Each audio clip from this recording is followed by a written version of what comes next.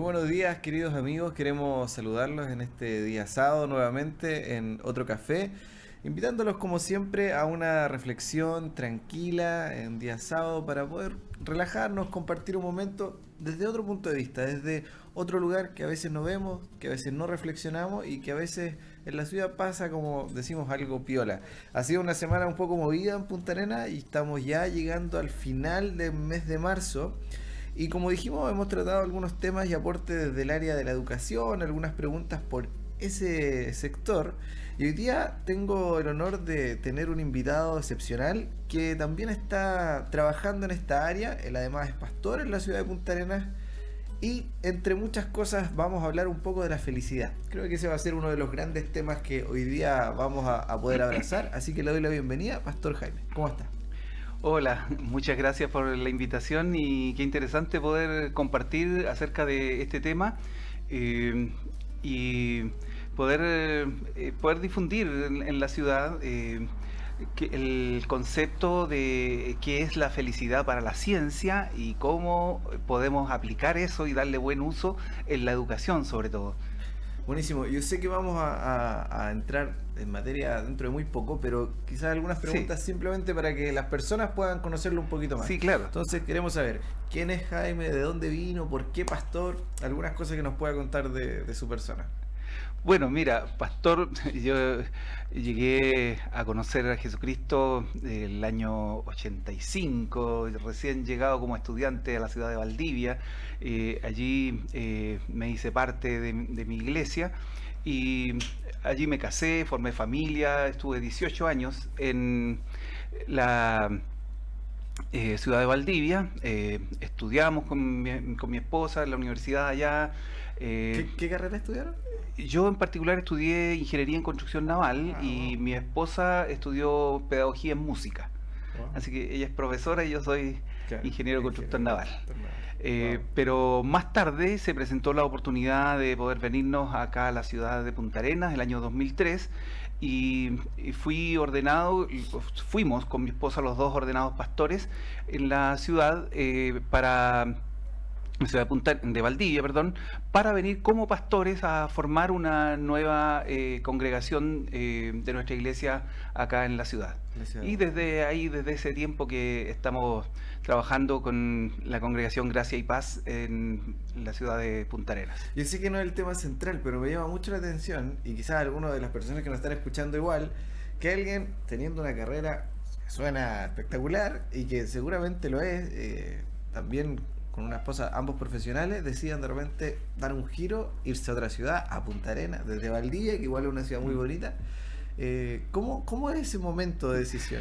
Bueno, mire, yo llegué a esta ciudad trabajando en mi área en ingeniería, aunque no específicamente en ingeniería naval, pero ingeniería industrial.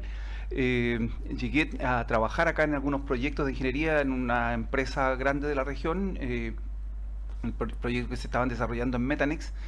Y el año 2003, así es que los primeros años yo estuve trabajando allí en esta empresa, en mi área, en lo que es ingeniería, eh, pero en paralelo comenzamos desde el inicio a formar una célula en mi casa, otras células más y finalmente a reunirnos los domingos como congregación. Empezamos a formar la congregación. Cuando se terminó el tiempo de los proyectos que yo venía a hacer, el transcurso natural es que hubiéramos emigrado hacia otra ciudad, a donde Claro. pudiera nuevamente seguir trabajando en mi área. Pero en ese tiempo ya la congregación estaba formada, ya había un buen grupo de creyentes y decidimos que Seguir. no nos íbamos a ir de la ciudad en busca de un trabajo. Así que empezamos a hacer algunos emprendimientos en forma particular y para continuar con la iglesia. Y desde hace algunos años estamos ya dedicados a tiempo completo Solo como a... pastores de la iglesia Gracia y Paz. Wow, qué bueno y qué bueno descubrir eso, que en verdad no siempre tenemos que movernos en torno a lo económico, a donde hay un mejor trabajo, sino Sí, que también hay otras cosas que nos llaman la vida y ahí quiero introducir esto. bien. Vamos a hablar de la felicidad y me imagino Sí, que esto también tiene que ver con aquello. No sé qué nos puede contar sí, entonces. mira, me gustaría alcanzar a explicar por qué nos interesó, nos llamó la atención todo el desarrollo científico que ha habido en el área de la psicología desde los años 70 para adelante, con lo que se ha venido a llamar la psicología positiva, que es, podríamos decir, la ciencia de la felicidad. Hay trabajo científico serio en relación a eso, hay algunos investigadores que son, uno en particular se llama Martin Seligman, se le considera el padre de la psicología positiva,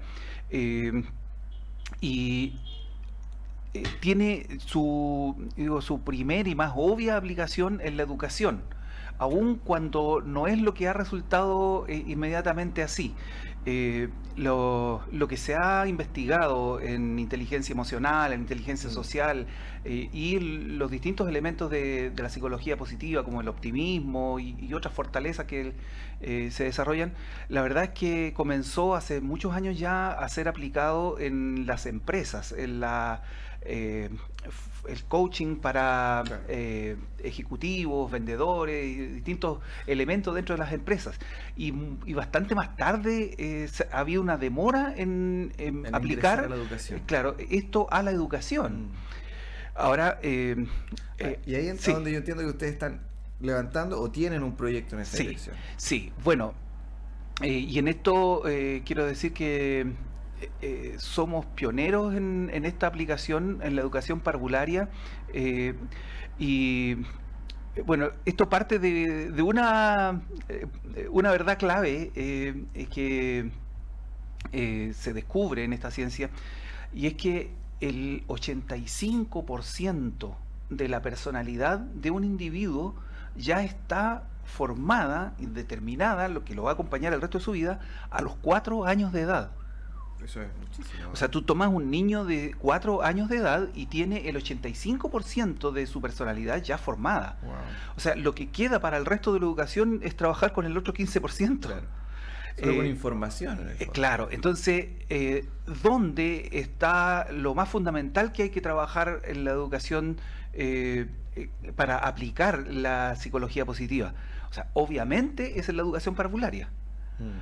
En la educación básica, media y universitaria, por cierto que se puede aplicar, pero se aplica a nivel de corregir deficiencias, de suplir, de mejorar, de tratar de parchar, por decir de alguna manera, lo que ya no se hizo bien desde un principio. Pero en la educación parvularia es y debiera ser entendido así, el lugar natural donde comienza a aplicarse la psicología positiva a la educación.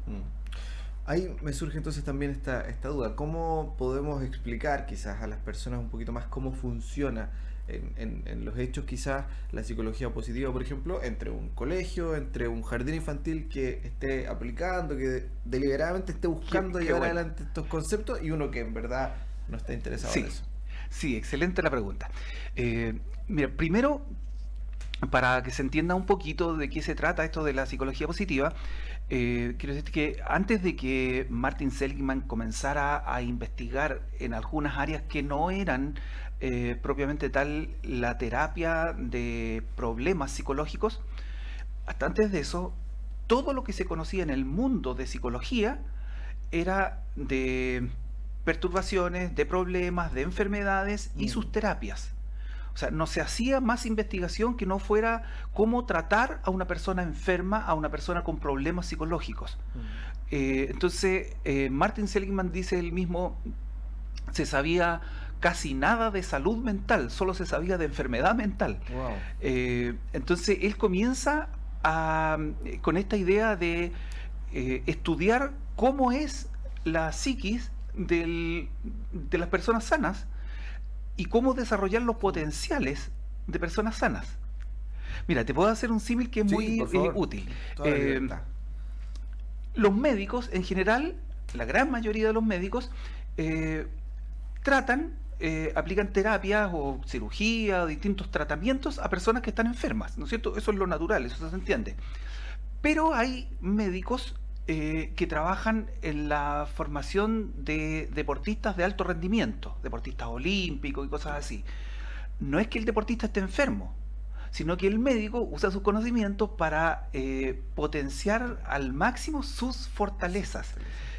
para desarrollarlo en la mejor forma. Entonces, ese médico no está tratando con un paciente, está tratando con una persona sana, pero para desarrollarlo en la mejor forma posible. Por eso es que hay médicos en los equipos así Claro. entrenadores, preparadores Todos los equipos de físicos y fútbol. médicos, ¿no es cierto?, para deportistas de alto rendimiento. Eh, entonces, se entiende, no es para tratar a un enfermo, Claro. sino para potenciar a las personas sanas.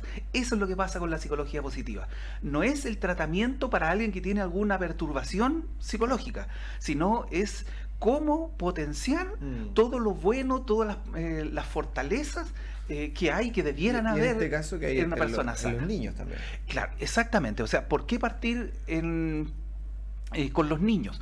Como te decía el dato anterior, el 85% de la personalidad que lo va a acompañar el resto de su vida, excepto las mejoras, Claro, los algunas cosas parches que pudieran hacerse por el camino, que por cierto se puede, ¿no es cierto? Toda persona puede mejorar potenciales de su personalidad, pero una cosa es tratar de enmendar y otra cosa es formar bien desde el principio. Claro. El 85% de la personalidad del niño ya está formada a los 4 años de edad. Wow. Ahí entonces quisiera solamente, porque es interesante, ¿no? Cuando hablamos entonces de un jardín que tiene algún énfasis en psicología, algunos pudieron pensar en esto, esto se trata de niños que tienen problemas. Y no es el punto no es.